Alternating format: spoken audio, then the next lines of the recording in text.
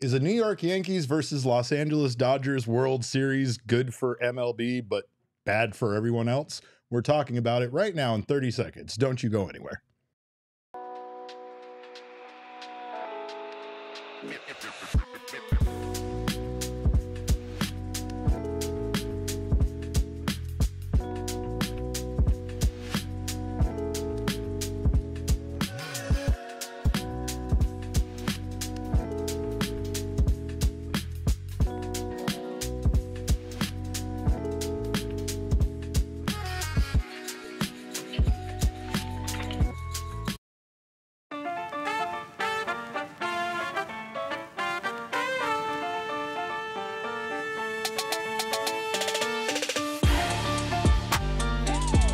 And welcome in to another edition of the PHNX D-Backs podcast right here on PHNX. My name is Derek Montia, occasionally known as your mayor of PHNX. This man next to me is occasionally known as Jesse Friedman, but he is always known as the Thunderstick. Welcome in, of course, to another edition of our show, and welcome into our first, I guess, World Series preview edition of the show. I don't even want to call it that. No one wants us to do a World Series preview. Nobody Derek. wants us to talk about this World Series at all, and we will talk about why. We will talk about that a little bit. For sure. But of course, this show is brought to you by our friends at Bet365.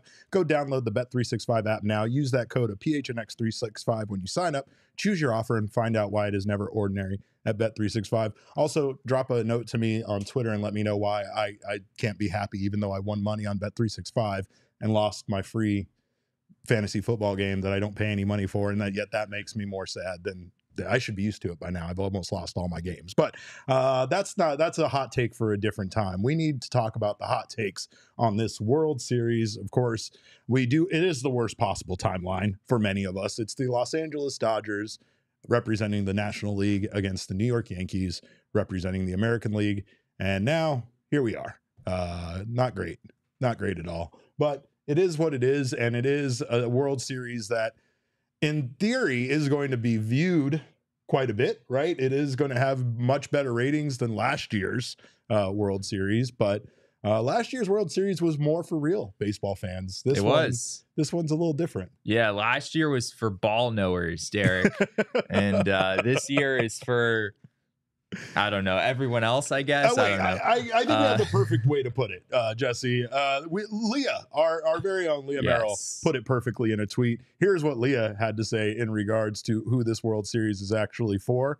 And it's, I can't read that. You want to read that out loud, Kevin? Because my eyes aren't good anymore. Yeah, so Leah had the right idea here when she said, huge matchup for people who don't care about baseball, but bought a hat once. So good. So good. It's I'm not sure if there are two professional sports teams that have more people wandering around wearing their hats, but don't actually care about the teams or know anything about the teams than the Dodgers and the Yankees. It gets even worse. Yeah, like my daughter wanted a Yankees hat, and there was a brief moment where, despite what that actually meant, I was simply excited that she wanted any piece of baseball memorabilia, anything to wear. That was a win for you as a parent. It was a win for me. 100%. Yeah. But it wasn't, Jesse, because why did she want it? She wanted it because one of the characters on Percy Jackson wears a Yankees hat. That's why she wanted it. And the hat makes the girl invisible. So my daughter wanted to pretend like she could become invisible with her Yankee hat. So that's how that happened. But like not even the Cowboys, the Celtics. I'm thinking of like the other iconic franchises in the US. Like, I don't see that many people walking around in Cowboys hats or Celtics hats. Or, I mean, I guess part of that is that baseball players do literally wear hats. Like, it is inherently a baseball thing in that sense. But yeah, there's something about just like the fashion side of wearing a Yankees hat or wearing a Dodgers hat that I never really understood. It's relevancy, I think. I think there was a time where those teams, the ones even you're describing, were the teams like when I went to high school, everybody here in Arizona was wearing Cowboys gear. It wasn't just because the Cowboys are America's team and all of that. It was because they were good in the 90s and people jump on the bandwagon for teams like that. And then they become fans simply because they're good.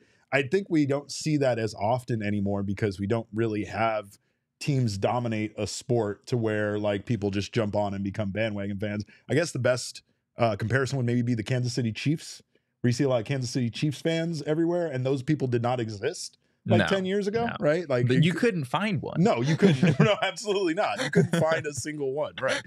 I mean, the Yankees and the Dodgers do have the benefit of being in highly populated cities, and like, you know, again, like my father told me when I was young, if you're Puerto Rican, you're rooting for the Yankees. Now that was back in the 90s, right? Early 90s, but like there was a thing where like cities without, you know, a team kind of gravitate towards, or people in those cities gravitate towards a team. The Yankees at one point were just an unstoppable force in baseball. And again, that goes even back to the late 90s. There was that stretch that they had there at the end of the 90s that really did solidify a lot of people as Yankees fans for life. And I mean, I guess maybe that's it a little bit. They've sparsely won since then, but I don't know. I mean, it is one of those things that it's kind of like odd how a team like the Yankees or the Dodgers, just that hat can kind of represent in general baseball.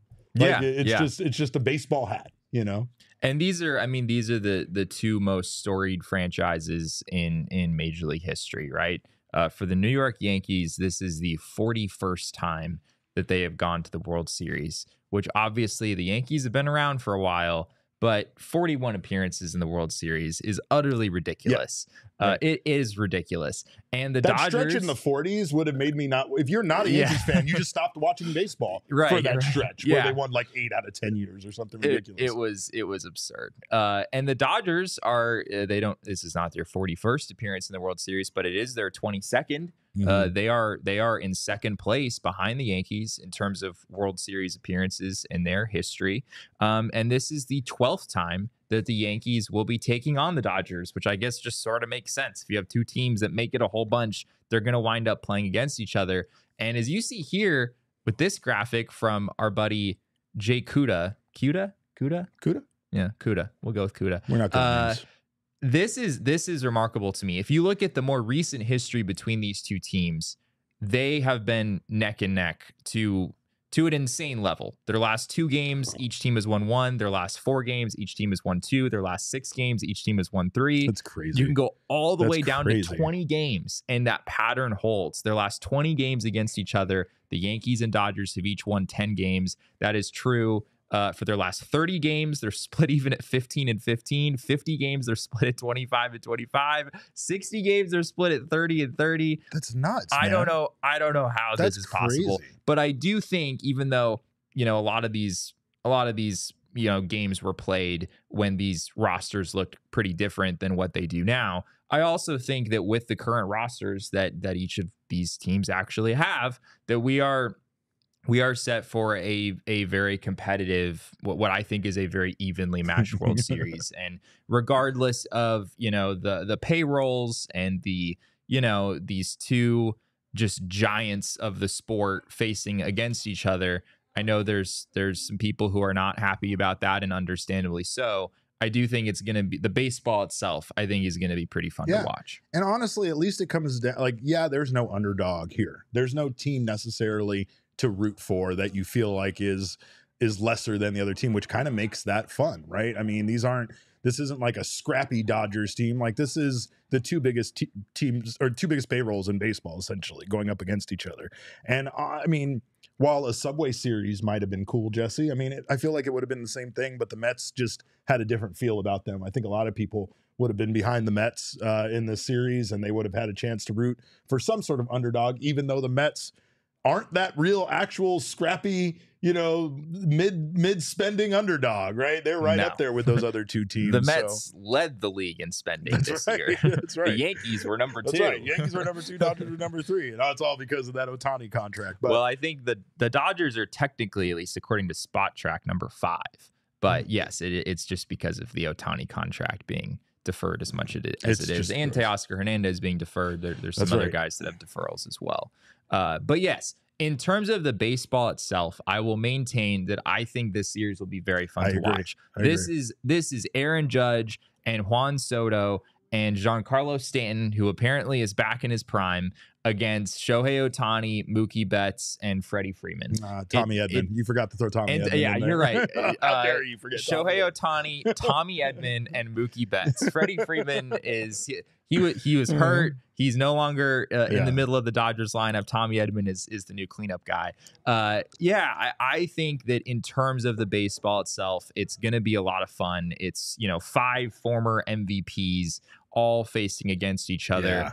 And yeah, I mean it's really the 2 marquee franchises in the sport. So I think that for as much as I understand some of the negativity surrounding this, and if you're a D-backs fan, this probably is your worst possible outcome. These games are probably going to be pretty entertaining at the same time. We got, by the way, our guy Kevin Thomas, aka Big Sexy, on the 1s and 2s today. Kev, can you scroll back a little bit? I think Nicholas first had a comment that said, "Is this the law of averages playing out in real time? This is actual nuts," and that's in regards to that record, which the Yankees and Dodgers, they just swap who wins games against each other. Well, I guess that kind of makes this fun, right? Like, I mean, essentially one team has to finally win more games than the other team in this scenario, and it just so happens to be for the championship. Ernesto says star power is star power. With historical teams playing, the ratings will be immense. And yes, that's a huge, huge point. If you could scroll up, there was another one from Ryan. He had a question for me, which, I mean, this isn't really about what we're talking about, but he said, "I'm curious, Derek, what team did you root for before the D-backs even existed?" I'll give you my rundown. First, it was the Atlanta Braves. And that was, wait, I didn't know about this. Yeah, this was because when I was 10 years old, the only games that were on TV here in Arizona were Atlanta Braves games on TBS, the Superstation, and Chicago Cubs and Chicago White Sox games over on WGN. And both of those were here locally. So those were pretty much my teams to pick from. I didn't really care for any of them particularly. I didn't care for the game of baseball much. I was a basketball fan, Jesse, but that's only because I didn't have a team to root for. And I've said that many times. But things changed. I did start to root for the Yankees. That was my team because, again, of my father's influence. And the team that I rooted against more than any other team was the Los Angeles Dodgers, despite what this chat will tell you. The reason why was because in August of 1992, I went to a Los Angeles Dodgers Expos game. And the Expos came back to win the game late. And the Dodgers boo-hooed their way into the clubhouse. And instead of doing a thing that they had done every Sunday, which was come out and sign autographs for the fans, they decided to send their PR person out to tell us that the Dodgers would not be coming out today because they were boo-hooing about losing the game. So you know who did come out, Jesse? The Montreal Expos. They came right out of the clubhouse hearing about the Dodgers and their ridiculous actions, and they signed baseballs and stuff for us. And that day, I partially became an Expos fan, and I forever became a Los Angeles Dodger hater. So there, I hope that clears up any confusion about who I'll be rooting for in this World Series. Did you get any Expos autographs? I have a ball that's autographed by the whole team. In fact, I gave one guy a ball, and they started just passing it around, and everybody like signing it. Like this they would is just the 1992 Expos. This would be the 1992 Expos. So Delino DeShields. Yes. Moises Alou. Yes. Larry Walker. Moises Alou was the only person who like I actually like remembered signing that ball. But that's funny. I don't know. I was not very. I was like 11 years old, so I didn't really know who these people were. You still have this ball? I still have this ball. Yes, I absolutely have this ball. We gotta dust it out and bring it out. But yes, yeah, there you go. And also, like, again, it's mostly about watching a team. Like, even I feel like even when I was rooting for the Yankees, I was doing it just in the interest of my father. There's a video that went around viral of a small baby watching a sporting event with his father, and the opposing team scores a goal and the dad gets upset and the baby gets excited, and then he looks and sees his dad get excited or sad and he gets sad. That was basically me as a child for a little while. I really didn't care about the outcome, but now I do. And now I very much care about the Diamondbacks, and I don't care about either of these teams. I'm sure a lot of people don't. I think that's the complaint about this, is it really does feel like it is one of those World Series where it's hard to get behind either one of these teams if you don't care about essentially the outcome, right? Like, whatever, I'll root for this team or that team. You kind of, if you root for any other team in baseball, you probably hate both of these teams, right? And you just wish both could lose the World Series. Yeah, absolutely. There's a lot of people who feel that way, and I certainly understand that. I think the other question that I want to get to here is, like, is the fact that the Dodgers and Yankees are playing in the World Series, is that fact indicative of some problem within the sport? Like, is this like a breakdown in some fashion? And I do think that we should remind ourselves that last year was about as polar opposite of a situation as you could imagine, with obviously the Texas Rangers and the Arizona Diamondbacks. The Rangers did spend a little bit of money last year. So, you know, they were, I think, in a much different camp than the Diamondbacks were. For sure. But yeah, I don't really view this that way necessarily. I mean, I think in baseball in general, we've had a reasonable degree of parity in recent seasons. Not maybe ideal, but not terrible at the same time. Baseball itself just has enough randomness where you're going to have a range of outcomes in the postseason. And sometimes that is going to be sort of the most obvious one, which is literally the 1 seed of the National League playing the 1 seed of the American League. And maybe that feels a little boring. In a larger sense, though, I've said in the past and will continue to say that I think baseball does have just a fundamental parity problem with the fact that some teams are spending, you know, 2x, 3x, 4x as much money on their roster as other teams. I don't think that is ever going to be an ideal situation for the sport. And again, I'm not blaming this World Series outcome on that completely. I still think it's acceptable to have the Dodgers and the Yankees play in the World Series every now and then. But that's a larger issue with baseball that I think continues to be the case. And this year's World Series matchup is not exactly going to talk anyone out of that narrative. So there's a little ways to go, I think, for the sport in that regard. I feel like, though, when we look back at the regular season, there wasn't a problem with parity, considering the way that everything happened. Now, given we do end up here at the end with the 2 top seeds playing each other, and I think it goes back to sample size. The talking point last year was that the bye was bad, and they needed to maybe change the playoff format because these teams that just got in are the ones making it to the World Series instead of the teams that should be there theoretically, right? The teams that got rest, the teams that had a higher seed, the teams that had to play less games, the teams that were at a lower risk of being bounced because they didn't play the wild card series. Yet here we are now with both 1 seeds in, and I mean, now it's like, is there a problem with baseball? I will say that the overspending thing is kind of funny when you look at how close all these teams were in record. It once again shows that you don't necessarily have to spend the most money in order for you to win a lot of baseball games during the regular season. And we've also seen that having those star players doesn't always equate to those guys stepping up and being clutch in the postseason and leading their teams to victory. This just so happened to be the case this year. Yeah. Right. And I mean, given these 2 teams are very good and very stacked, like you couldn't imagine, like it's hard to imagine a team being as stacked as these 2 particular teams are. At least in terms of like middle of the lineup star power. Correct. Yeah, they're both off the charts. And like when we advance, if this becomes a problem going forward, you know, then it's a problem.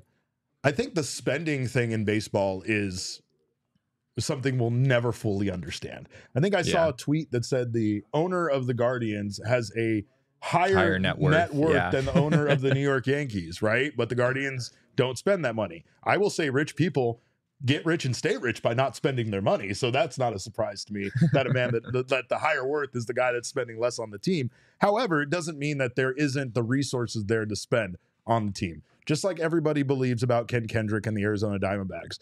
I have even said on record on this show that I do feel like Kendrick's being fairly honest about the fact that when they have extra money to reinvest back in the team, they're doing that exact thing. And he did put his money where his mouth was this past offseason with how much money the Diamondbacks spent on free agents and bringing in other players. But we still ultimately don't know at the end of the day how much money the D-backs make, how much money Ken Kendrick has to spend or not to spend, and all of that. And like all of that is probably going to be kept secret. And until it's transparent, we won't know how big the actual gap is. All we know is how much teams are choosing to spend versus teams actually are spending. Now, there's no doubt in my mind when we're talking about how big these 2 franchises are, the Dodgers and the Yankees, that these teams don't make more money than the other teams in baseball. I just think I have a hard time believing there's a revenue. There's a revenue difference for sure. And I guess like to what you were saying about the Guardians owner, like, you know, the net worth is one side of the equation. But the other side of the equation is how much revenue the team Right. is actually How much money are bringing you in. making? Right. So yeah, and every owner is going to have a different idea of like, how much of my own wealth am I willing to put into this, or do I just want to sort of run this like you would run a normal business where you try to make it so your income and your expenses line up and whatnot. And honestly, again, there's times where like you became wealthy enough to own a sports team by having other assets, other things you're doing in life, other companies you own, other things that you're making money off of. So that's usually the reason why these guys are still going to have a net worth, and it doesn't mean that they're required to turn around and put that money back into their team, right? But at the same time, that's the conversation we're having, especially when you look at the difference in payrolls and when you get a World Series where 2 of the top 5 payroll teams and 3 of the top 5 made it to the Final Four, and all of that. So, I mean, it sucks. And I think realistically, at the end of the day, that probably is the reason why people hold these 2 teams as being such villains, right? It's the amount of money they spend, what they're able to do versus what other teams are able to do. And honestly, the track record for winning. I mean, the Dodgers it feels like the Dodgers have won the NL West every year for like the last 10 years, and then you have everything. It's almost literally true. It is almost literally true. And then you have the Yankees that basically have won so much that it makes everybody sick. So I think that's why we get to this point, where people don't really want to watch it. True baseball fans of other teams aren't really that interested in this. The interest is there though, because ticket prices are astronomical for this World Series. They appear to be starting out at around $1,000 just to get you in the building, and maxing out somewhere in the neighborhood of $35,000. Crazy. Average single ticket price right now is $2,000. Can you imagine if this goes to 7 games, what the prices would be for a game 7? I cannot. I literally cannot. It's going to be pretty crazy. But yes, to the conversation about parity, I think there is an issue in that teams are spending wildly different amounts there's a number of layers there of exactly why that happens, as we kind of discussed earlier. But there's also this element of randomness once you get to the postseason that almost like corrects that sort of. It makes it so that even if you did spend a bunch of money and your team is more talented, you're not really guaranteed anything in October. And the Dodgers have experienced that firsthand here for a number of years in a row. So I still think in a perfect world, this is something that I would like to see Major League Baseball fix. I'm not one of those people who thinks that a cap and a floor is a terrible idea. There's a reason that all of the other major sports do this. And it's not to say that it's perfect or it fixes all of the problems, but I think it's pretty clearly a better situation than what Major League Baseball has in place right now. But frankly, I don't really see a path to a salary cap at any point. I don't think the Players Association is ever going to agree to something like that. So this is probably the way it's going to be for the foreseeable future. And thank God for the randomness of the postseason, right? It does give those teams an advantage, but spending money on free agents doesn't always pan out. And even if things do pan out, you get to October and really anything can happen. I think the biggest problem with a cap is how baseball is structured prior to you receiving a big payday. You as a young player are kept under the thumb of the organization that drafts you for so long, and you basically live unless you're like a really highly touted draft pick, a real, like exciting young prospect, you're most likely going to be living in poverty for the majority of your time as a minor leaguer. And then you also have the fact that when you come up to the major league club, there's still years of control before they let you out. That is the main reason why when it comes to baseball, players have like maybe 1 or 2 chances to get a huge payday and a huge contract. And outside of that, it's based on annual performances and things like that. It's just, I think that's the one reason why the MLBPA fights so hard for not having a salary cap, is because they think these players are owed rightfully every dime that they could possibly make from a team, and it shouldn't be restricted by a max contract like NBA or some sort of cap. Max contracts are kind of weird. I still don't really understand how max contracts work. We don't have to. It's not our sport. The NBA rules just seem so arbitrary. Yeah, thank God. Baseball Baseball's way less complicated. That's the positive with arbitration and the years of control young players have. Oh man. There are, I mean, with a cap does come like a bazillion rules that you have to learn as a journalist. So, Well, and I mean, hey, right I'm now not too disappointed about there's that already a side of bazillion things, rules we but- have to know with the tax, the luxury tax, essentially, right? Or Yeah, I not mean, the- I think the concept of a tax is fairly straightforward, yeah, right? but then Like they had to break it down and have additional brackets and right, figure out. there are different brackets. There is a level of complexity there, but it doesn't come anywhere close to what poor Gerald Bourget I has to don't try know. to figure out on, I think you on a just feel daily that way basis because with the we Suns. understand this stuff. We know this stuff. Yeah, but it's that, still that very well could be true. I still love the concept of arguing for your self-worth before your team while they try to tell you how you are not worth the money you're asking for. But hey, that's arbitration. We thank you guys so much for being here in the PHNX Sports YouTube channel. If you haven't subscribed to the channel yet, make sure to do so right now. Hit that notifications button. That way you don't miss whenever our shows go live. And of course, hit that like button. That's for my self-esteem, not his. He's overly confident. It's kind of gross how confident he actually is. Kevin likes the likes too. So by the way, there's two of us on set that need that self-esteem boost. If you're listening on the audio podcasting side, make sure you subscribe on your favorite audio podcasting app. Leave us a review. We appreciate that feedback, and those 5-star reviews help us out a ton. And again, they help that self-esteem issue I was talking about here. And I got something that helps your self-esteem issue momentarily on the other during this break. So make sure you stick around for the break, and also stick around for after the break when we are going to answer your Mailbag Monday questions and so much more. So we are going to talk D-backs, we promise. Are we? I guess we have to. Well, This is a we'll D-backs see what podcast. people ask in the mailbag, but generally that's what happens. Yeah, so. he already. Spoiler alert: he knows the questions beforehand. All right, we'll be right back. Don't go anywhere. But speaking of a confidence boost, make sure to check out our friends at Blue Chew. Blue Chew isn't a single product. It is an online service that delivers the same active ingredients as Viagra, Cialis, and Levitra, but at a fraction of the cost and in a chewable form. Does it work? Can you afford to believe that it doesn't work? I mean, I don't know. Between the two of us, maybe not. Try it for a free month and see. You're going to love it, and your partner is going to love it too. You could be missing out on the best sex of your life. With Blue Chew, men everywhere are excited to see the postman, because when your package has arrived, your package has arrived. You know what I'm saying? But anyway, they say there's nothing sexier than confidence, and Blue Chew can give you confidence where it counts. And we've got a special deal for all listeners. Try Blue Chew for free when you use our promo code of ALLCITY at checkout. All you have to do is pay $5 for shipping. That's BlueChew.com, promo code ALLCITY to receive your first month for free. Visit BlueChew.com for more details and important safety information. And we thank Blue Chew for sponsoring the podcast. Of course, if you're looking for a fun night out, and again, Blue Chew can also help with that. Check out Gila River Resorts and Casinos. Nobody does it better. I went out this weekend with my wife. We had a blast.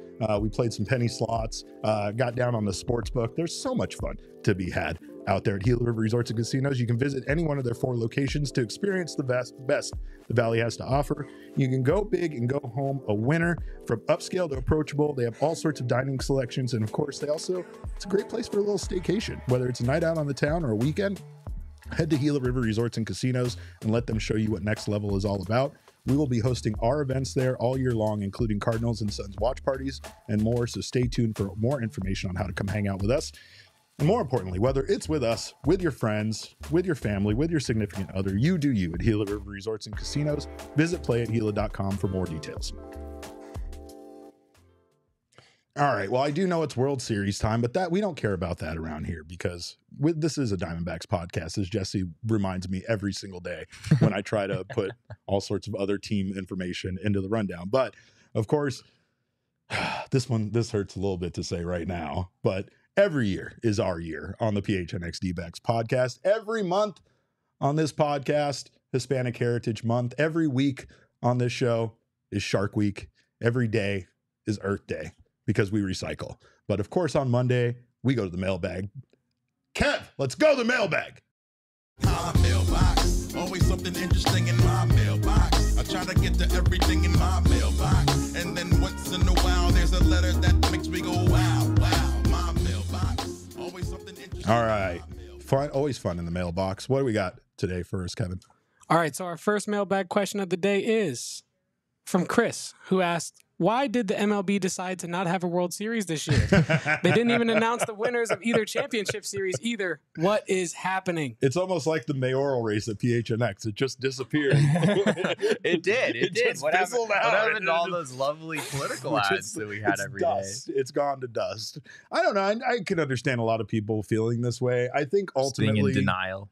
yeah. I mean, just not wanting to watch it. I'm a big person for that. Like, I don't like sports to mentally hurt me, right? So like, I don't let them. When I don't want to do this anymore, I just change the channel. I watch something different, right? And I get it. There's probably going to be a lot of baseball fans that aren't going to watch the World Series because of these two teams participating in it. That's fine. I think that's fine. But Plenty of people are still going to watch the World Series. The ratings are going to be good. They're going to be good. And that's unfortunate because it's going to kind of reinforce a thing of like, oh, these should be the teams that are there. But it doesn't mean anything. I mean, I think that having honestly random teams in it every single year is the best thing for baseball. And so far, that's kind of what it's been. I mean, I know the Dodgers kind of are there in the playoffs a lot and the Braves and some of these teams, but I mean, at least you're not seeing this dynasty forming from any particular franchise in baseball, and that at least keeps it fun. Yeah, I mean, I think we're at a point where baseball fans are just not going to be happy no matter what happens. If it's Rangers, D-backs, then the uproar is that these two teams did not deserve to be there, right? It's a 5 seed in the American League versus a 6 seed in the National League, right? The Phillies, the year before that, were also a 6 seed that made it all the way to the World Series. And then when you have a situation like this, where it's 1 seed against 1 seed, then the uproar is that, oh, you know, it's so obvious these two teams spend all this money. Game? Just let them go straight to the World Series while we're at it. I don't know if there's any scenario where like everyone is actually happy. I don't really think that exists. And not to say there aren't valid points being made in all of those scenarios. But yeah, this is going to be a World Series where some people are very heavily invested, and I do think we can say objectively that this is good for baseball in that there's going to be a lot of eyes on the product. There's going to be overall more interest than there's been in a World Series in probably a very long time, and that is a good thing for the sport, especially having all of these marquee names, guys like Aaron Judge and Juan Soto and Shohei Ohtani having this much star power on this stage. There's a lot to be said for that, and for the league and their interests moving forward. So there's a lot of positives from that standpoint for sure. Brett Johnson says John Boy last year cried about the regular season being pointless last year because of the 5-6 seeds making it. If your team isn't in it, then you'll complain. And that is true. I mean, there is something to be said about favoriting one team or another, and obviously how that impacts your opinion of it. I don't think this World Series should be missed. That's my feeling on it. I do think that this is going to be a really good series, and if you're a fan of the game, even if you just want to do what Ryan is doing and saying, I hope both teams lose, then you know, you could still watch some pretty fun baseball. I don't know. I don't plan on ever missing the World Series based on the teams that are in it. However, I could see like sometimes if you feel like your team was wronged or something, how you just wouldn't want to, do that. I don't really feel that's the case with the Diamondbacks this year. The only person that wronged the Diamondbacks were the Diamondbacks. And Piece of Yoshi said something, scroll back up. He said in regards to, did we deserve to be there?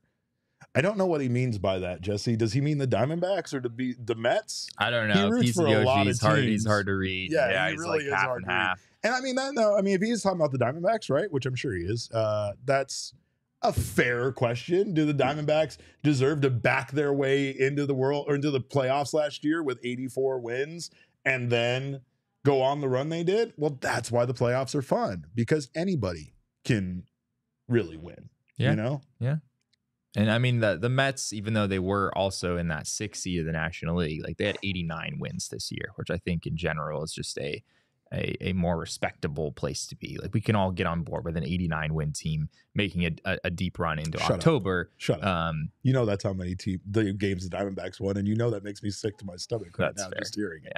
No, I mean, there's definitely going to be. Anthony Castrovin said, like, if you don't love me at my, and had a picture of last year's World Series that said you don't get me at my this. And while that does still seem like it's putting us down, he's not wrong. I mean, this is what baseball is. It should be random. It should be fun every single year. And yes. Glove Ready is talking about that Dodgers-Padres game with having 12.5 million viewers. That was very true, but that was between Yu Darvish and Yoshinobu Yamamoto, and that was a huge invested interest in Japan to watch that game. But, like, yeah, marquee matchups, those players make a difference, right? It's like us. Post-game shows make a difference for us, you know, to the 40 people that are watching right now. You get what we're saying, because usually there's about like 200 more of you in here watching a post-game show. And of course, we wanted the Diamondbacks to go far in the playoffs because of our love for the team and wanting to watch this team do great things. But we also have a vested interest, believe it or not, in the success of the Diamondbacks. And again, there's something to be said there about, like, I understand MLB wanting, you know, the big marquee names in the World Series, and that being a win for Major League Baseball. I just don't think it's one of those things where, because this has happened, you can say, like, oh, MLB got their way and they figured out a way to get these teams there. No, they actually didn't change the formula from last season at all. And people believe that playoff formula was flawed based on the results of last season. It's almost like you can't draw conclusions about a system after 2 years. What? I know, crazy. Shut up. I will draw conclusions whenever I want to, and I will get erratic about my response to it. All right, what else we got, Kev? Question number 2 comes from Piece of Yoshi, who wants to know, would this Dodgers run have happened if Geraldo Perdomo didn't make that one post before they actually lost the series? The FLA post, which he put on there. I'm not putting this on Domo. First of all, Domo does no wrong, so he will never be wrong in my eyes or Damon's eyes ever at any point. See, certainly never be wrong in Damon's eyes. Absolutely not. And since Damon isn't here right now, I must protect Domo at all costs. I will say that I felt like the Dodgers did, you know, again, like the Padres thing, a lot of things going on, people talking about the choke job that they pulled last year against the Diamondbacks, right? Like, there was a lot of people questioning this Dodgers team and their ability to go on in the playoffs. And there was a point where during that series against the Padres, we all thought it was a wrap for them. So I don't blame Domo for this, though that post did fire me up. And it was one of the greatest days in Damon's life ever. But it's still more of the Padres' fault. I blame the Padres for the Dodgers being here. I blame Fernando Tatis Jr. I'm still surprised, frankly, that the Dodgers found a way to come back and win. It really was dumbfounding. Like, the Padres just suddenly couldn't hit anymore. Yeah. And that was that. But yeah. It's like Dave Roberts actually figured out something that worked. You get to October and anything can happen. Volume 100 and however many years we played this game now. All right, what else you got, Ken? Although, granted, it's a little different now. Postseason used to be very different, you know. Anyway. Don't even get me started into the 162 game season actually being the playoffs. That's a whole other thing. What else we got, Ken? All right, question number 3 is from Brett Lee Johnson, who wants to know, will the crowd of fans that complained about the first round bye being a disadvantage or the regular season being pointless be quiet? Or is that going to be a topic whenever a wild card team makes it to the LCS? First of all, that word bleeped out is bitch, and I am not going to shy away from using it. Second of all, no, I don't think that they're ever, like, it doesn't feel like it's ever going to not be a thing where we talk about the format being this or that. I mean, yes, he's right. And it comes back down to the Diamondbacks last season being criticized in the postseason and Major League playoffs format in general being, you know, criticized. One of the two of us on this set did that exact same thing. I don't remember which one, but I will say that, Jesse, this is one of those situations where, like what we were just talking about, it's like no matter what, if your team doesn't get there, you're going to feel some sort of ways about it, and you're going to look to say, well, how are we wronged out of this? You know, last year the format was fine. Last year everything was fine, and yes, those people are probably going to go away because it wasn't just last year, right? It was the Phillies making it to the World Series as a 6th seed the prior year. So Right. it started to become a pattern enough that people brought it up. But like Jesse said, 2 years. Yeah, that's the problem. is That's not a enough. pattern. It's not a pattern. That's twice. That's not. But it That's hasn't not a existed in pattern. this format for very long. So that's the problem, right? It's hasn't been around very long. And thus, when you see the additional teams that are supposed to be the lower seeds that are supposed to lose in that first round, or then they're supposed to lose in the second round, make it, then you start questioning, because other sports don't go like this. The lower seed always loses, and except in that one underdog kind of scenario. Baseball's just different. I mean, Piece of Yoshi makes a good point. The Astros, they went to the World Series. Yeah. They haven't had any problems with that. It hasn't felt like. I continue to say what I've said a bazillion times on this show. I feel like a broken record. Complaining about the layoff is loser talk, and we should all move on with our lives. Although it is funny also that there is a layoff happening this week. Very long because one. The World Series does not start until Friday. Mm-hmm. So according to those people, Derek, the Yankees and Dodgers, they're both just gonna be. They're not going to know how to handle it. They're both going to be in a terrible place. And the whole World Series is going to be awful because both of these teams are trying to recover from 4 days without baseball. Isn't it different? Because it's both teams. Like, the major complaint is that it's not even, because one team got a layoff and one team didn't. And you could say it's actually more fair for the team that did get the layoff than the one that didn't. But for some reason, because it worked out in the way it did for the last 2 years, the process has been brought into question. But no more. Now it'll be about spending and the top teams in baseball, not it being pointless to even have a regular season, right? That'll be the talk. Just give it to the teams that spend the most, right? All right, moving on. What else we got, Kev? All right, question number 4 from Hanley. They want to know, how much was the Mets postseason a, quote, magical run? Signed, Ryan the Grouch. Well, Ryan, the Grouch, as Jesse pointed out earlier, they did spend a lot of money on their team, so they weren't like financially an underdog. I think the reason why is because the Mets team is a team that kind of like had different heroes step up. You did have your Francisco Lindor being, essentially an MVP candidate down the stretch of the regular season. But aside from that, you had a bunch of the guys that they didn't really spend the money on stepping up and being the heroes for this team. And it was also a team that was almost in dead last in Major League Baseball at one point.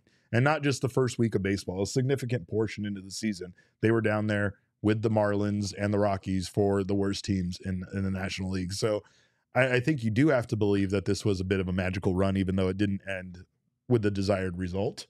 And you have to believe that there was some sort of magic involved between Grimace and the Rizzlers showing up at the playoff game they won, and Pete's Pumpkin and the OMG sign and the OMG remix featuring Pitbull. There was some magic there, Jesse. Felt like they had a new good luck charm every single week. I mean, the real losers yesterday were not the New York Mets, Derek. The real losers were, number one, McDonald's, By because far. they don't have. They're not going to get like months of free advertising anymore. Right. The guy has a chair. He has a chair at I like that. Is that chair just permanent now? They're just going to have a permanent purple chair? I don't know what chair you're talking about. At Met Stadium, they dedicated a chair to Citi you're right. Field. You're right. They dedicated a purple chair to Grimace. Yes. In 10 years, there are going to be baseball fans that have to explain that to their kids. It's not going to make any sense anymore. It's going to be like us telling people why there's a bobcat representing a team of snakes. Yeah, Those things are natural predators, Jesse. It makes no sense at all. Bob, don't ever name your mascot after a damn sponsor. What are we doing here? The other big loser yesterday was, I mean, Jose Iglesias, yes, but also Jose Iglesias's musical career. Oh, it really took off. Because took off. It really took off. It really You took think off. you would have ever gotten a remix with Pitbull if it wasn't for this run? I can't really speak to that, but probably not. Oh yeah, they got a lot of stuff going on. Yes, I'm it was sure magical. he'll have some lingering benefits from this whole ordeal for sure. But had the OMG narrative carried all the way into the World Series, That would have been something. that would have been something. And Jesse, I have something to counteract this, that maybe a reason why this isn't a magical run. Because essentially, if you beat the Milwaukee Brewers Right. in the playoffs, Right. you are guaranteed a spot in the World Series. The Yankees did it in 81, Cardinals in 82, Phillies in 2008, Cardinals again in 2011, Dodgers in 18, Nationals in 19, Dodgers in 20, Braves in 21, D-backs last year. No World Series this year for the Mets. Wow. So actually the Mets, like, somehow this goes from being magic to being just a flat out embarrassment. Right? I mean, what a Spitting in blunder the on face their of part. magic, rejecting the magic. Yeah. I just 9-1 in teams since 1981. I'm not going to point out once again that that's the year I was born because Kevin's wearing a shirt that also has 1981 on there. It's making me feel very old. But since 1981, the 9-1 teams that beat the Milwaukee Brewers in the playoffs. So there you go. I don't know. Maybe not magic. What else we got, Kev? All right, next question comes from Michael. They want to know, what do you make of Jordan Lawler's Dominican League performance? We are so back. That's what I make of it. Jordan Lawler has never been more back. It's just a Lidom. I don't know how to say it. He's part of the Tigres de Lice, as we decided they were called. And he has been killing it, Jesse. He really has. Yeah. 444, 522, 889. That's the slash line right now. An OPS in the 1400s, 2 homers, 6 RBI, 2 stolen bases. That's in 23 plate appearances. And it occurred to me that 23 plate appearances is clearly not very many. But it's also like a quarter of the number of plate appearances that Jordan Lawler racked up the entire regular season. So yeah, he's getting much needed opportunity. He's been splitting time at shortstop and third base so far. That's interesting. Which is interesting. I don't know if that's the Diamondbacks orchestrating that, or maybe just kind of the way that he fits on the roster. But yeah, this is a big opportunity for him. And, you know, I wouldn't go too crazy with these numbers. Like if you spend some time studying a Dominican Winter League roster, you'll find that a lot of the pitchers are, you know, a lot, like I would say majority guys who have pitched in the majors, but it might have happened like 8 years ago. You know, like some of these guys are getting up there in age a little bit. You know, you can play in the Dominican League, Winter League forever. Some guys do stick around for a decent while. So I don't know if like this is equivalent to AA pitching or AAA pitching. It's a little hard to make a comp like that. But nonetheless, you want to see Jordan Lawler succeed in a situation that seems set up well for him to succeed, and he has done that so far. To say the least. Jesse, he is teammates with Emilio Bonifacio. Yes, who has been playing, D-backs legend. D-backs legend, who has been playing in the Winter Dominican League since he left the D-backs, pretty much.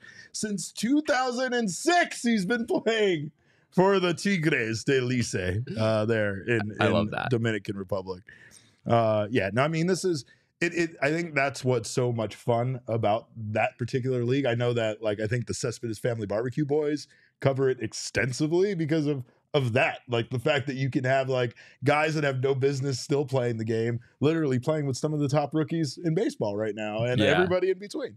Well, and I think like as baseball fans and sports fans at large, like one of our favorite things to do is to just list off like some random athlete from like 2008 that you really enjoyed watching and have fond memories of. Like that's just what we do as sports fans. And the Dominican Winter League is an awesome opportunity for that because there's just a bunch of like random relievers from 2006. It's like, oh my gosh, they're still pitching in the Dominican Winter League. I really wish we got that in the AFL. Yeah. That's what's missing from the AFL. Star power from 2004.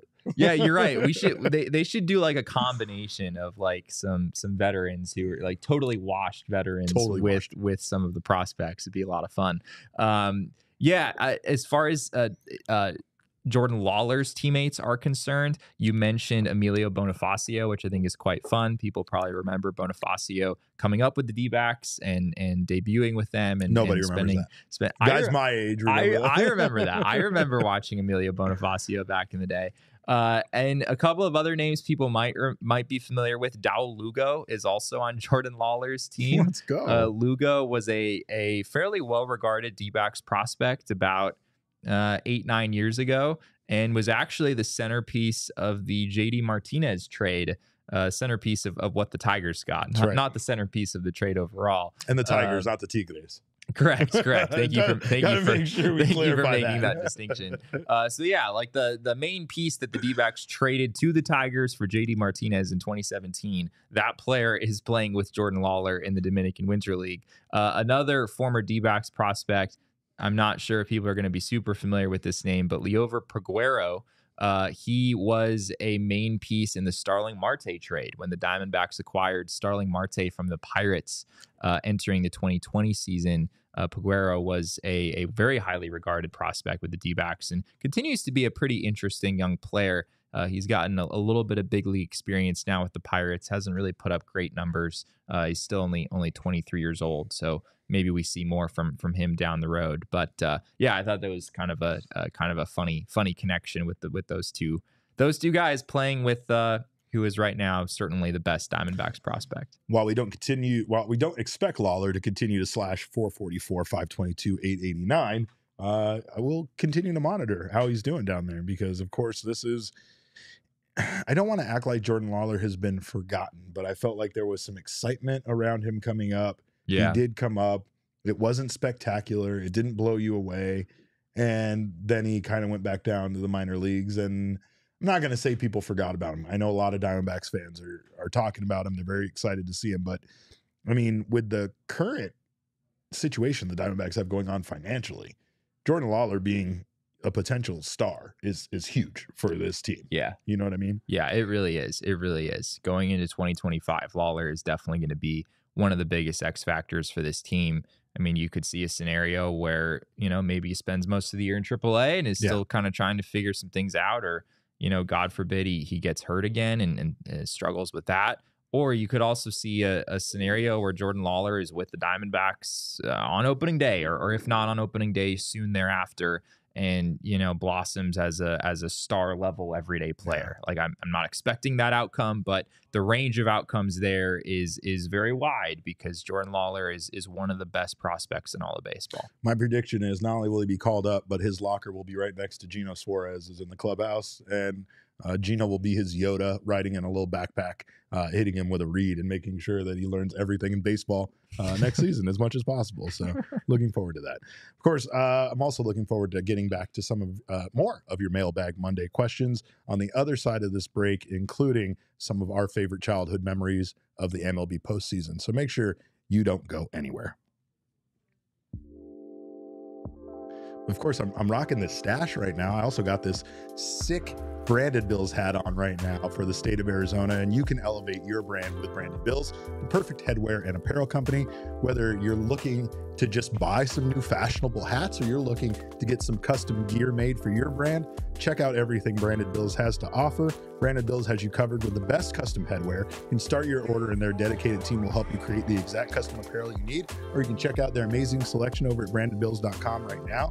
They got their Arizona collection. I've been talking about it, but they also have those Halloween hats. Maybe if you hurry up, you can get one in time for spooky season before October is over. So make sure to check out everything they have to offer over at brandedbills.com.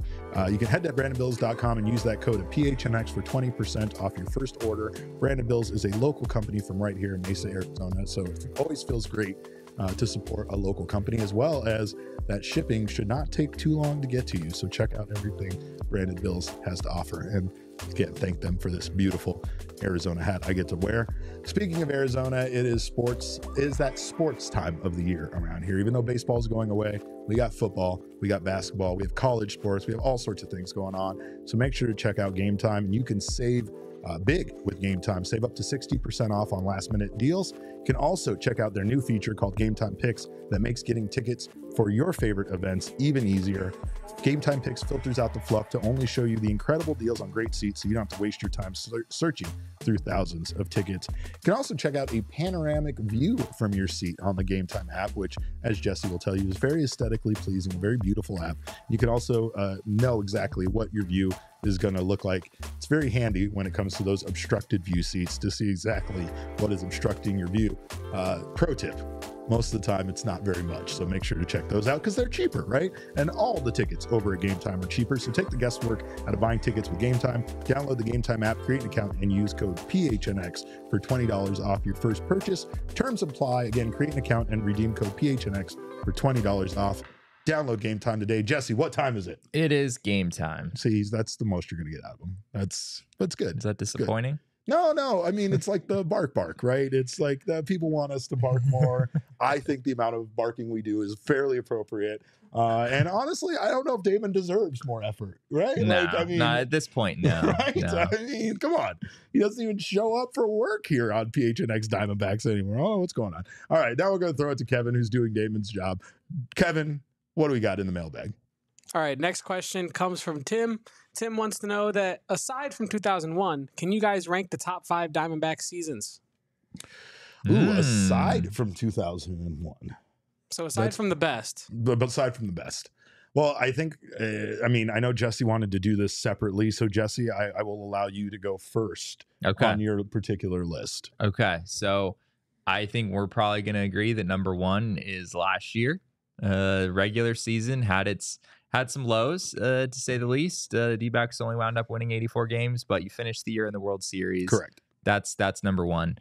Number 2, Without I have the 2007 Diamondbacks is my number 2 answer, because they went to the NLCS and they're the only other Diamondbacks team that has managed to do so. They had the whole anybody, anytime narrative going, which I thought was very fun. That was a lot of fun. This was Chris Young and Brandon Webb, right? Yeah, this was. Or am I getting confused? Was Chris Young on the 2007 Diamondbacks? Yes. Yeah. Okay. He was. Okay. Yeah. Thank you're you. right. And that was also he was the year their top WAR player that year. Okay, and that's also the year that Justin Upton came up. Eric Burns, Orlando Hudson. You mentioned Brandon Webb. There's a lot of very lovable players on that team. And then number 3, I have the 1999 Diamondbacks, who are the only Diamondbacks team to ever win 100 games. And I also feel that that was a huge year for this franchise. I mean, it was the second year of the franchise's existence, even though they got bounced in the first round to the Mets. Winning 100 games and making the postseason in their second year as a franchise was absolutely enormous. So I have that as number 3. And I have the top 3, the same top 3. Okay. But those 2 are swapped for me. And mostly the reason why isn't for how far they made it. It was for the pivot from opening season where they almost lost 100 games. They lost 97 games in 1998 to winning 100 games in 1999. We often talk about how fast the turnaround to last year was, right? To a winning record.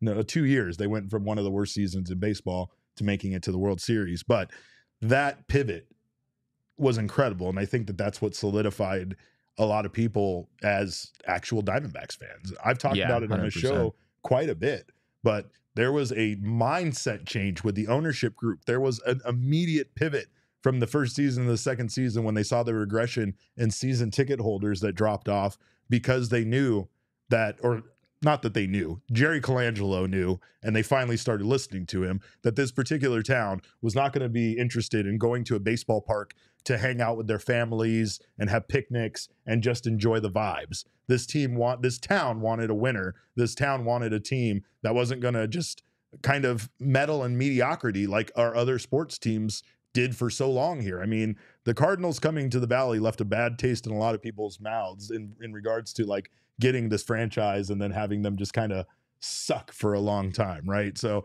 I think about how important that was, how important that difference from that season to 99 was.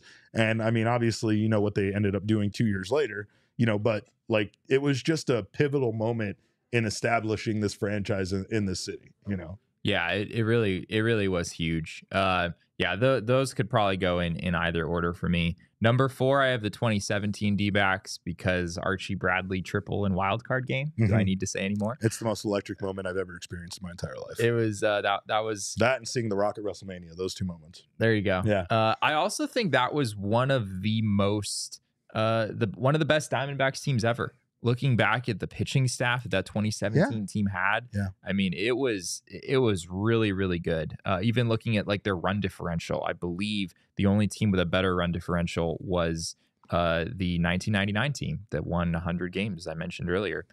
So that was a really fun year for this team. And then number 5, I have 2011. The Diamondbacks in 2011 won 94 games. This was Ian Kennedy winning 21 games and Daniel Hudson having a great year as a number 2 starter behind him.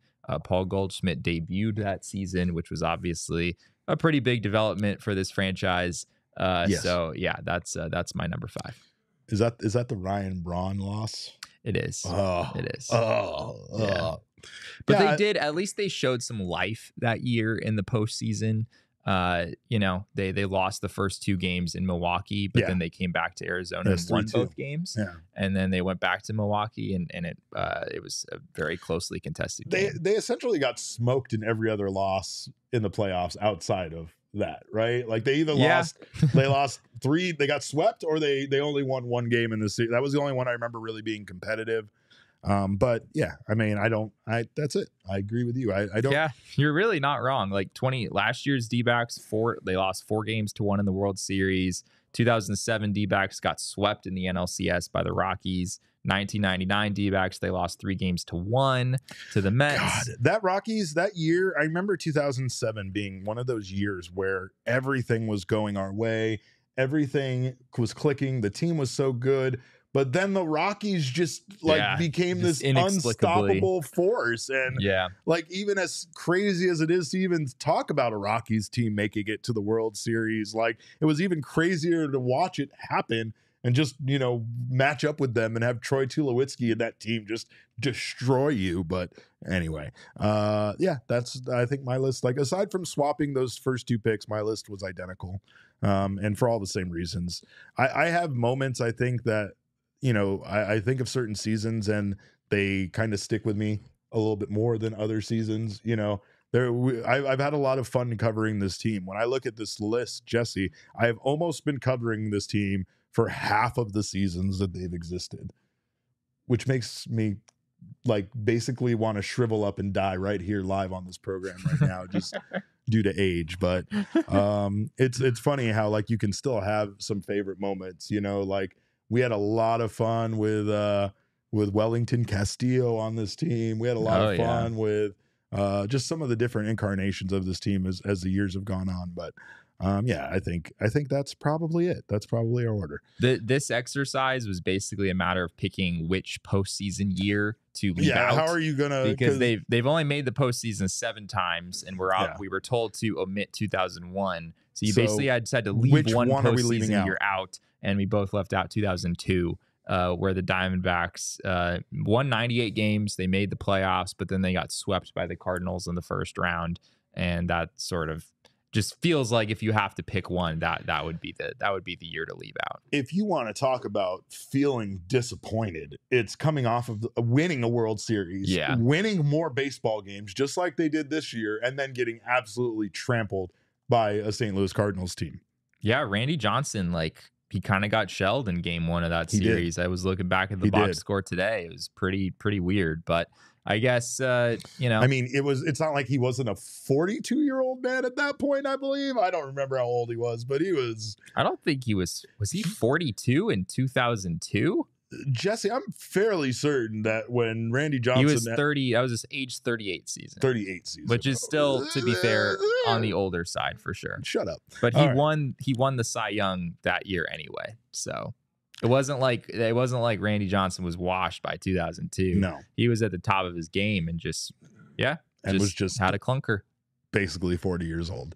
All right, Kev. It just goes to show that you get finer with age. What do you got? Next question comes from Goldie Snakes, and they want to know, is Gallen already D-backs Hall of Fame worthy, or what would it take for him to get there? One more good year or a long-term re-sign? Oof. That's a great question. I think we've kind of talked a little bit about how Zach Gallen had a really hot start with this team and has been this team's ace. Like, there's no denying that. But I don't know if you would consider him. I guess probably. Like, there's not a big class to pick from as far as D-backs Hall of Famers are concerned. Right. And I want to say that what they did in last year's postseason probably would be maybe enough to solidify him in there, mixed with that, you know, MLB record for the most, the longest consecutive starts with 3 earned runs or less, that streak being part of his, you know, time with this team. I don't know.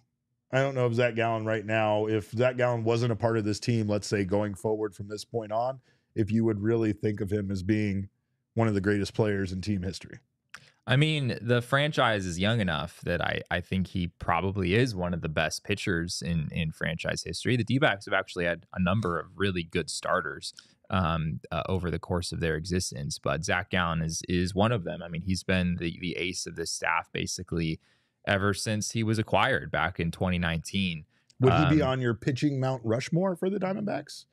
That's an interesting question. Would it be Randy and Kurt? It's Brandon Randy, Webb? Kurt, Brandon Webb. Those guys would all be in front of him.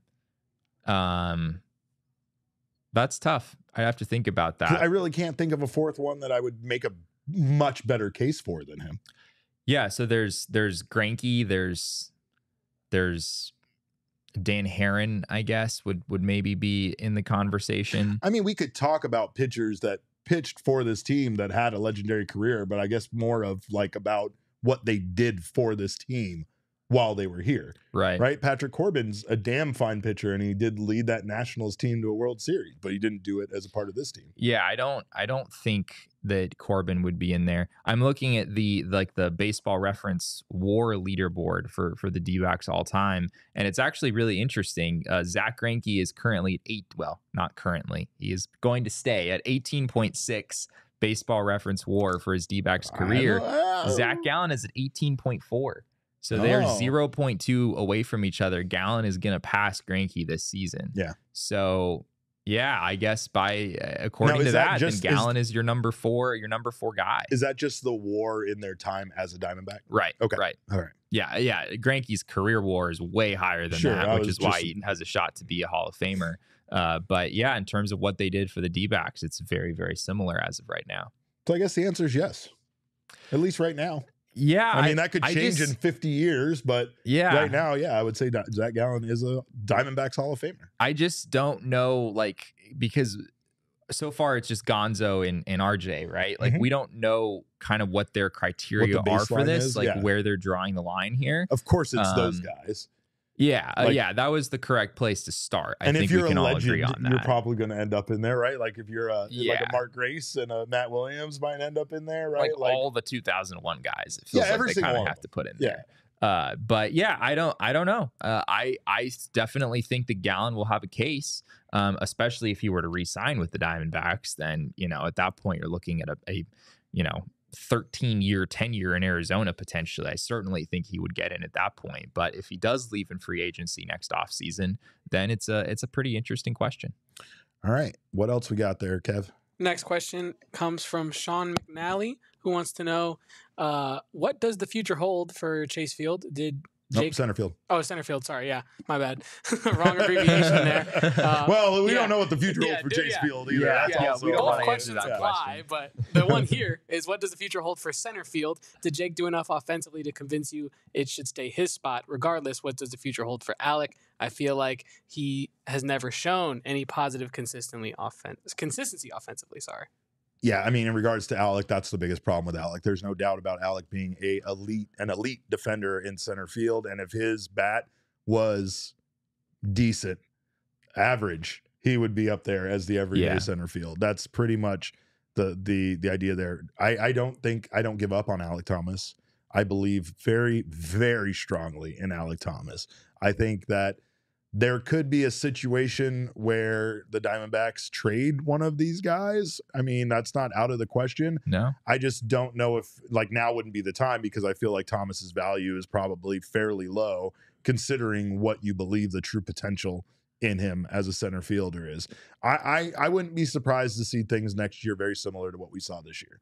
I don't think the outfield is going to be the thing that changes. I think they're going to lose options out there, like when they could play Randall Grichuk and other situations like that. But I wouldn't be surprised to see Jake McCarthy, the everyday outfielder, nor would I be surprised to see Alec Thomas get right and called back up and playing in the outfield as well. I mean, he could be that Yeah. fourth man in the outfield that, essentially replaces Grichuk.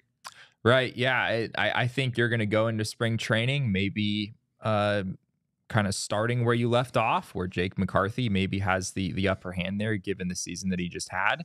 Alek Thomas, I think, still has a shot, though, in spring training, if he's able to show that he's made some adjustments to his swing, which it feels like we have that conversation every spring. But I still think Alek Thomas is young enough where there is room to improve. Obviously, he missed a lot of time with injuries this past season, and that was a big deterrent for him. But yeah, he's the best defensive center fielder on the team, and I think the Diamondbacks would love to have his glove out there. It's just a matter, as Sean said here, that it's just a matter of finding some consistency offensively. Yep. And maybe the D-backs do look at trading an outfielder. They've made an annual practice of doing that. They dealt Dominic Fletcher last year. They dealt Dalton Varsho the year before that, obviously. So maybe we see that again. Maybe the Diamondbacks try to sell high on a Jake McCarthy after the season that he just had. Not expecting that. I think they're at a point depth-wise where you don't have like so many outfield options that you feel like you need to move someone. Especially with other guys in the minor league system like Chaparro and stuff being no longer an option. Well, Chaparro, I think, was more of an infielder. But like Corey Barossa, I guess, is an option there. Yeah, I'm sorry, Barossa is what I was thinking of. Sure. So yeah, like you do still have some semblance of depth. Like if you were able to get something really valuable for Jake McCarthy, Sure. then maybe that is something the Diamondbacks would explore. Yeah, you're right.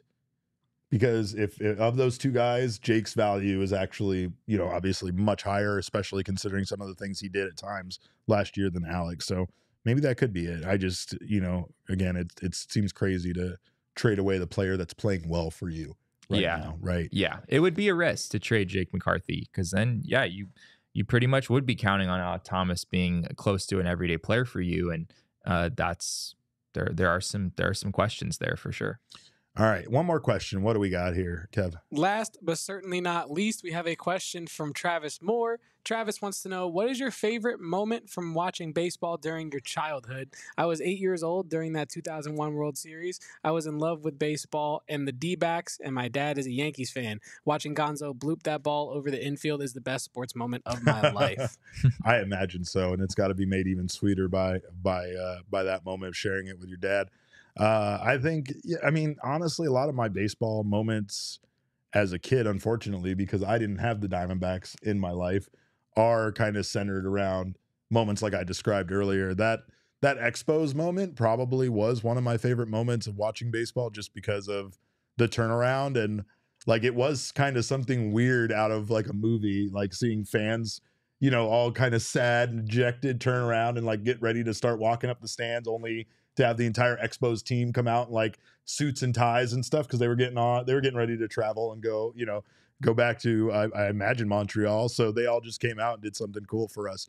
I will say that, yeah, like watching the New York Yankees in 1996 with my dad was something I'll never forget, because I think that run that year, my dad being just such a big fan of so many guys on that team, Paul O'Neill, Bernie Williams, like it was just an incredible team that's kind of legendary, even amongst like Yankees teams that are iconic and have names that literally are legends in the game, right? But there was just something, believe it or not, that Yankees team that year felt like it was like scrappy and an underdog and had a lot of things going against it. So but I think most importantly, it just was about like my love of baseball flourishing. I really remember that being the moment where I was like, oh, I'm hooked for life on this now, Yeah, it's a tough one for me. I would probably point to 2011.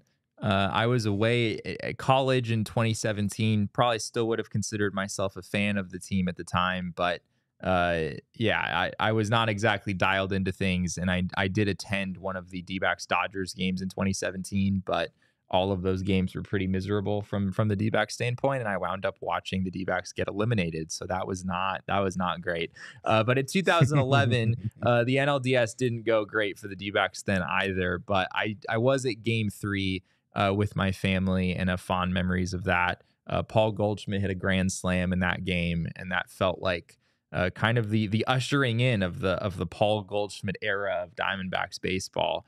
He had come up toward the end of the season and basically ended Tim Lincecum's career. And then in the playoffs, he did some exciting things as well. So the D-backs won that game 8-1.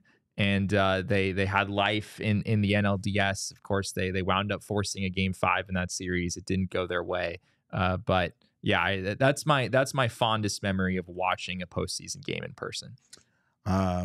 Also, I still hold very fondly, even though it's not childhood memory, of going to Wrigley Field with Mega Ran and acting like a child. Even though I drank beer out of a bat, I did go up and get my first timer certificate and my baseball cards. And that felt very childlike, and I very much hold on to that as being one of my favorite baseball experiences, just because I didn't care about the Cubs at all that day. I didn't care about who they were playing. There was nothing I cared about more than just like that cathedral to baseball and making it my first trip there. But in regards to that 1996 team, John Wetland also allowed me to understand that I could wear a baseball hat that's just disgusting with sweat marks all over it, and people were going to allow it. So I appreciate them for that. I also appreciate you guys so much for stopping by. Of course, we do have some more stuff to talk about before we get out of here, so make sure you don't go anywhere. But a big shout out to our friends at Desert Financial Credit Union. Of course, they keep our numbers here straight at PHNX D-backs, and they can help you with your numbers, especially your finances. For more than 84 years, Desert Financial has been Arizona's largest, most trusted local credit union, and they are dedicated to creating exceptional experiences by giving back to you as a customer and to the community. They have financial experts who are committed to their members and the community and making sure that your best interests are kept in mind. Look to Desert Financial for checking and savings accounts, mortgages, loans, credit cards, investment options, and so much more. Of course, I say this often, but they got me started on my home ownership journey.